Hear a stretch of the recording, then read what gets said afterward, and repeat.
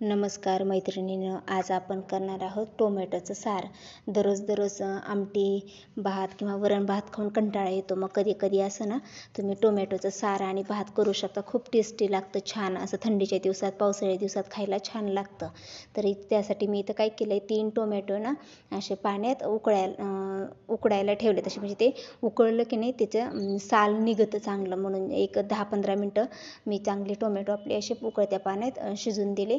त्याचं साल असं त्याला चिरापरल्याने झाले की ते गॅस बंद केला आणि चाळणीत असं टोमॅटो आपले काढून घेतले, म्हणजे त्याने त्याचं पाणी नितळते.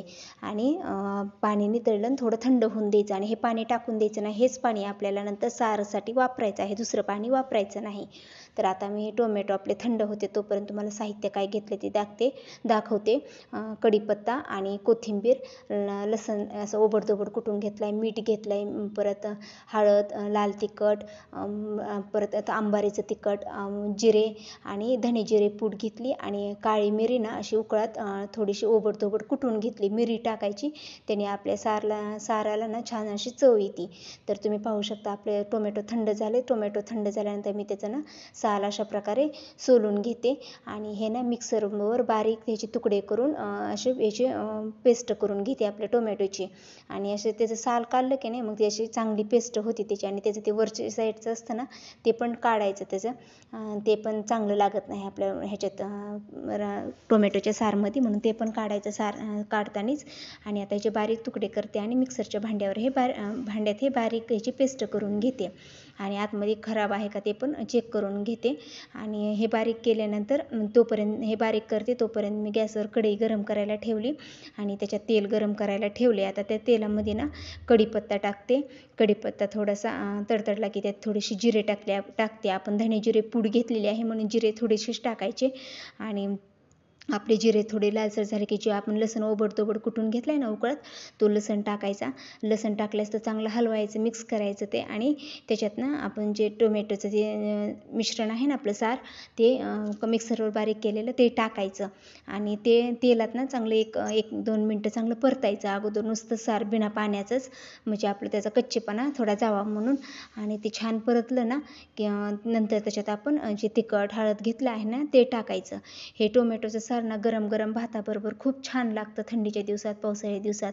दररोज आमटी भात वरण भात खायचा कंटाळा आला की असं आंबट तिखट गोड चवीचं सार तुम्ही नक्की करून पहा, खूप छान लागतं. मी तुम्हाला साहित्यामध्ये गूळ दाखवायचा विसरले, नंतर टाकताना दाखवते.